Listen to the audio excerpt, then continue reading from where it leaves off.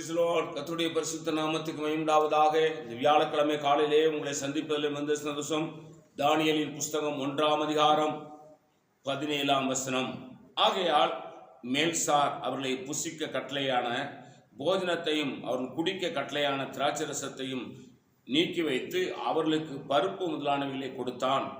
இந்த 4 வாலிபர்களுக்குள்ளும் தேவன் சகல எழுத்துகளின் ஞானத்திலும் அறிவிலும் சாமர்த்தியத்தை கொடுத்தார். தானியேலையோ சகல தரிசனங்களையும் சொப்பனங்களையும் அறியத்தக்க அறிவுள்ளவனாக்கினார். கவனிங்க, உலக பிரகாரமான வாழ்க்கையை வாழ்வதை வெறுத்தான். உலக பிரகாரமாக மாம்சத்தை வளர்க்கிற ஆகாரத்தை அவன் வெறுத்து மரக்கறிகளை சாப்பிட்டு அவன் தெய்வத்துக்கு பிரியமாய் நடந்தார்கள். தானியேல், சாத்ராக், மேஷாக், ஆபேத்நேகோ. ஆகவே அந்த ராஜாவின் பிரதானி சொல்லுகிறான், ராஜாவின் போஜனத்தை நீங்கள் புசிக்காவிட்டால் ராஜாவுக்கு தெரியும் பொழுது, மற்ற வாலிபர்களை காட்டிலும் உங்கள் முகம் வாடலாய் இருக்கும் பொழுது அவன் என்னை சிரசேதனம் பண்ணுவான் என்று சொன்ன பொழுது, நீங்கள் 10 நாட்கள் வரைக்கும் இதை கவனியுங்கள், எங்களுக்கு பருப்பும் கீரையும் காய்கறிகளையும் கொடுங்கள், நாங்கள் மற்ற வாலிபர்களை காட்டில் இப்படி இருக்கிறோம் பாரும் என்று சொன்ன பொழுது 10 நாட்கள் அப்படி செய்கிறார்கள்.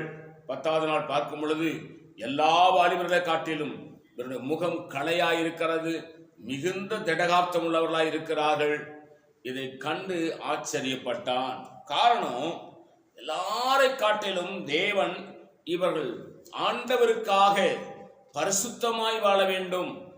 உலகத்தாராலே, ராஜாவின் போஜனத்தினாலே, மதுபானங்களினாலே, உலக பிரகாரமான களியாட்டுகளினாலே, கலாச்சாரங்களினாலே தன்னை தீட்டுப்படுத்த கூடாது என்று சொல்லி அவர்கள் நினைத்து நிதானித்து தங்களை காத்து கொண்டபடினால் இந்த 4 வாலிபருக்கும் தேவன் சகல எழுத்துகளிலும் ஞானத்திலும் அறிவையும் சாமர்த்தியத்தையும் கொடுத்தார்.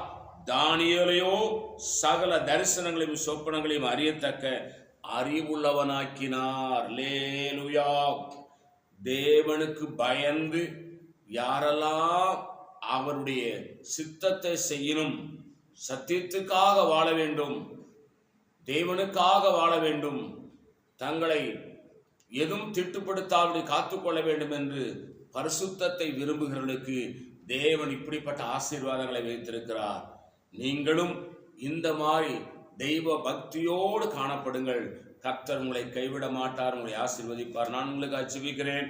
பரிசுத்த பிதாவே, நீர் எங்களோடு என்னோடு பேசுகிற நல்ல வார்த்தைகளுக்காக ஸ்தோத்திரம். இந்த வார்த்தையின்படி ஆசீர்வதியும் இயேசு நாமத்தில் வேண்டிக் கொள்கிறோம் பிதாவே. ஆமென்.